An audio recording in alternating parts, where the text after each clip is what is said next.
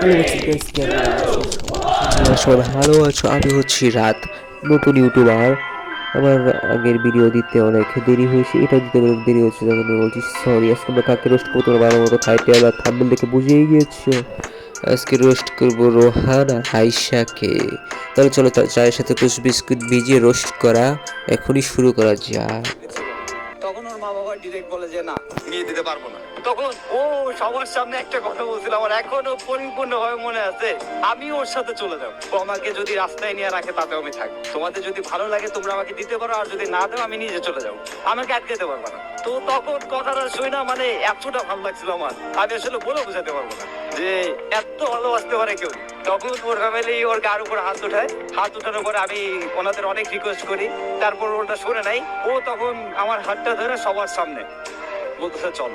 সবাই বলছে না যে তুমি কিছু করতে পারবা না, আমি সবার একদিন দেখাই পারবো। আজ বউ ব্যবসা করে তারা কত সফল তোমরা বুঝতে পারছো। কেন জানি ওর পর থেকে নিজের ভিতরে অন্য মানে ব্যাকগ্রাউন্ডে একটা স্যাড মিউজিক আর একটা ইমোশনাল কথা বলেই তারা এই কথাটা শুরু করে দেয়। এই জন্যই তো সে এই কাম, মানে বউ ব্যবসায়ীটা বেছে নিয়েছে, বোঝো নাই? এটা সাকসেস হলো না। বুঝছো তোমরা এর কাজটা, তোমরা কাজটা কি চিনতে পারছো? রাত্রে সারাদিন করেও শান্তি হয় না, দিনে এসেও সব পাবলিকের প্লেসের সামনে এগুলো করতে বসে। আসলে এদের রুচি বুদ্ধি বলতে নাই। আমরা কাদেরকে দেখি, সব অকম্মার ঢেকিদেরকে। এদেরকে যদি .com-এ নিয়ে ছায়া দিই তাও মানুষে অনেক সুন্দর করে লাগাতে পারেনি। গাইস, আয়েশা পিছিয়ে ঘুমাচ্ছে। আমি ওর মুখ লিপস্টিক আর এই যে কি বলে আইকুলুপ আইব্রো যাই হোক এগুলার পাউডার দিয়ে ওর মুখ একদম নষ্ট করে রাখবো। ও আয়নার সামনে যাওয়ার পর ওর রিয়াকশনটা দেখবো। গাইস,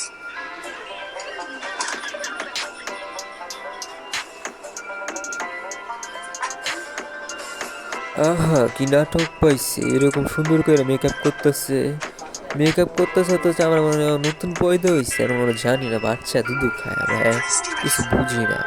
এতক্ষণ ধরে এই করতেছে, আরে মেকআপ আমরা একটু লাগা দিলে ইচ্ছে করে মেকআপ করতেছে। কি সুন্দর করে নাটক বানাচ্ছে। নাটক দেখে তোমাকে নোবেল পুরস্কার দেওয়া উচিত। চালিয়ে যাও, তুমি সফল হবে, আমি দোয়া করে দিলাম, যাও।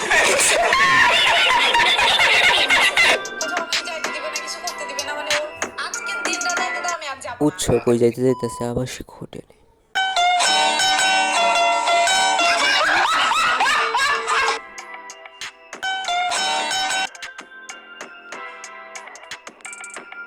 আসলে গাইস, আমাদের কোনো দোষ নাই, দোষ হয়েছে আমাদের এই জাতি, যারা কিনা এইসব আমার একটা ব্যবসায়ীকে প্রমোট করে সস্তায় বলতে গেলে এই ধরনের ব্যবসায়ীরা একে অপরের সাথে কীভাবে জীবনযাপন করে, কীভাবে একে অপরের সাথে সহবাস করে, কীভাবে তারা একজন একজনকে পিছন মারে। আসলে মানুষ এগুলো দেখবেই, কারণ বাংলাদেশ মানুষ বলে কথা, যার যেমন রুচি তাকে আমরা খুঁজি। কিন্তু আমি এদেরকে খুঁজি নাই, এরা আমার সামনে নিজে এসে ধরা দিয়েছে। সত্যি বলতে গেলে এইসব আমার কন্টেন্ট দেখার বিন্দুমাত্র রুচি আমার নাই, তাই তো এদেরকে দেখে রোস্ট করাটাই আমার মনে হয় সাই। আসলে আমাদের জাতি এইসব আমাকে কন্টেন্ট দেখে কী শিখবে, যে ব্যবসা করে ফেসবুকে ভিডিও আপলোড দিলে মিলিয়ন মিলিয়ন ভিউজ। আর এই কথাটা কিন্তু একদমই মিথ্যা না যে তোমরা এদের মতো ব্যবসা করে কন্টেন্ট বানিয়ে ভিডিও দেখলেই বুঝতে পারবা। তো আমি তোমাদেরকে বলতাছি তোমরা কি করবা, কিছু না, এদের মতো ভিডিও বানাতে হবে আর কি।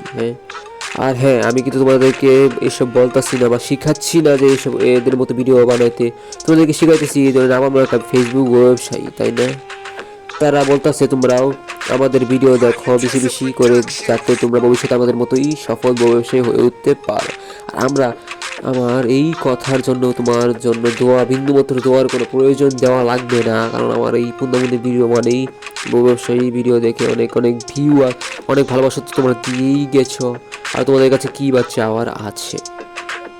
বিশ্বাস করেন রাসেল ভাই, এইসব আপনার ব্যবসায়ীদের দেখলেই না আমার মুখ দিয়ে বমি আসে। এদের ভিডিও দেখা যায় ভালো কুত্তার মাথার দিকে ছায়া থাকে। আসলে বিষয়টা এমন যে মানুষ পায়খানা বা গু খায় তার কোনো সম্মান নাই, আর যে মানুষ ব্যবসা করে এরকম দেখামি করে একজন একজনের সাথে পুণ্যবন্দি করে তারও কোনো সম্মান নাই। কিছু মানুষ আছে যারা বলবে ওরা তো অনেক কষ্ট করে এই পর্যন্ত আসছে, তাহলে আমি তাদেরকে বলি তোমরা মনে হয় 2 দিন ধরে হাগু করো নাই, তাই তোমাদের সব গু নিচে যাওয়ার বদলে সব মাথায় উঠে গেছে। এই কথাটাই আমি তোমাদেরকে বলতেছি, যারা এইরকম ব্যবসায়ীরা সাপোর্ট করে তাদেরকে আমি বলতেছি, বুঝছো না? মানে মানুষ কেমন হলে এইসব ব্যবসায়ীদেরকে দেখে ভাবে তারা সত্যি অনেক কষ্ট করে এই পর্যন্ত এসেছে। তাদের উদ্দেশ্যে আমি বলি, তারা যে কষ্ট কথাটা বলতেছে না, ওইটা মনে হয় তোমরা ঠিক মতো বুঝো নাই। আমি বুঝিয়ে দিচ্ছি, ওয়েট। তারা বলতে চাইতেছে যে আমরা এত কষ্ট করে অনেক আগে থেকে বউ ব্যবসা শুরু করি, কিন্তু আমাদের ব্যবসায় কোনো লাভ হইতেছিল না। তাই মনে করছিলাম জান্নাত তোহাব ব্যবসায়ীদের মতোই যদি আমরা লিঙ্ক ভাইরাল করতে পারি তাহলেই তো আমাদের ব্যবসায় লাভ হবে। আর তার বউয়ের নাম মনে হয় আয়শা খাঙ্কি। এই আয়শা বাবলচোদা জামাই রোহানকে বলে, শুনো আমরা এগুলো করলে 2 দিন পরে আমরা রাস্তায় নেমে পড়বো। তাই তার আবার মার কাছে জামাই থেকে বলে, আচ্ছা যা তোমার ইচ্ছা। আর তারা ওই দিন তাদের ভিডিও লিঙ্ক আপলোড না করতে পারায় এখন ভিডিওর সামনে এসে এরকম নমুনা করতেছে যাতে তারা ভিউ আর লাইক অর্জন করতে পারে। আরে বোকাচোদা, তারা কেন করে দেখা নতুন মনে হয়, নতুন পৃথিবীতে আইসি নাকি, বাচ্চা হিসেবে মনে হয় নাকি?